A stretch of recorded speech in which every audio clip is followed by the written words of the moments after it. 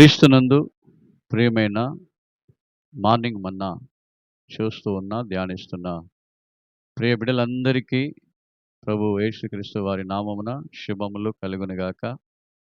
దేవుడు నిండార్లుగా మిమ్మల్ని ఆశీర్వదించునుగాక.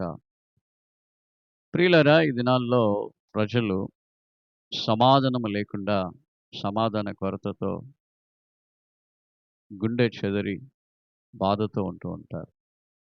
ఎందుకు సమాధానం చెడిపోతూ ఉంటుంది? వ్యాధి వలన సమాధానం చెడిపోవడం, ఆర్థిక ఇబ్బందుల వలన సమాధానం చెడిపోవడం, కుటుంబంలో భార్యాభర్తల మధ్యలో సమస్య వలన సమాధానం చెడిపోవడం, లేకుంటే తల్లి బిడ్డలకు మధ్యలో, తండ్రి బిడ్డలకు మధ్యలో గొడవలు ఉన్నందున సమాధానము చెడిపోయి ఈరోజు ఎంతోమంది బాధపడుతూ ఉన్నారు.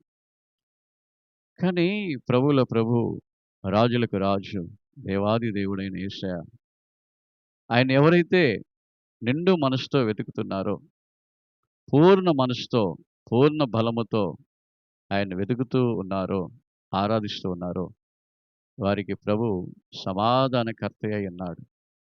సమాధానమును కలిగిస్తూ ఉన్నాడు. నా శాంతిని నీకు ఇస్తానని చెప్తూ ఉన్నాడు. లోకము చూచు రీతిగా నేను మిమ్మల్ని చూడను. లోకస్తులు మీ ముఖాన్ని చూసి నిర్ణయిస్తారు. కానీ హృదయాలను, అంతరింద్రియములను పరిశోధించే దేవుడు మీకున్న ప్రతి సమస్యను ఎరిగి వాటిని పోగొట్టి సమాధానమును ఇస్తాడని వాక్యం సెలవిస్తోంది. మత్తయి సువార్తలో 11వ అధ్యాయం 28లో మనం చూస్తున్నాం. ప్రయాసపడి భారము మోయిచున్న సమస్త జనులారా నా యొద్దకు రండి, నేను మీకు విశ్రాంతిని కలగజేస్తానని చెప్తున్నాడు.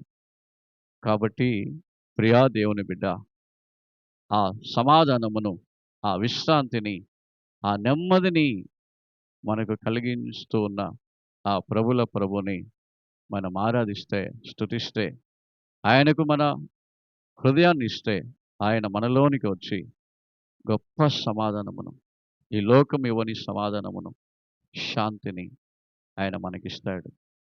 ప్రార్థన చేద్దాం. నీ కుటుంబము సమాధానముతో, సంతోషముతో, నీ బిడ్డలు సమాధాన సంతోషాలతో ఉండాలని ఎంతో ఆశపడుతున్నావు కదా, ఆ ప్రభు ఇస్తాడు. ప్రార్థన చేసుకుందాం. అడుగుడి నీకు ఇవ్వబడును అని చెప్పిన దేవా, బిడ్డలు తండ్రి సమాధానము కొరకు, సంతోషము కొరకు, కుటుంబంలో శాంతి కొరకు మీ వైపు చూస్తుండగా సహాయం చేయండి. ఈ వాక్యాన్ని వింటున్న బిడ్డలు ఎవరైతే సమాధానం, సంతోషాలు లేకుండా, ఎవరైతే ప్రభా బాధపడుతున్నారో, ఇబ్బంది పడుతున్నారో, అటు వాళ్లకు సమాధానమును, శాంతిని, నెమ్మదిని ఇవ్వండి, దీవించండి. ఏ విధమైన కుటుంబాలలో ఏ విధమైన అసమాధానం ఉన్నప్పటికీ అసమాధానాన్ని తీసివేసి సమాధానమును కలిగించి మీకే మహిమ కలుగునుగాక. నెమ్మదిని దయచేయండి.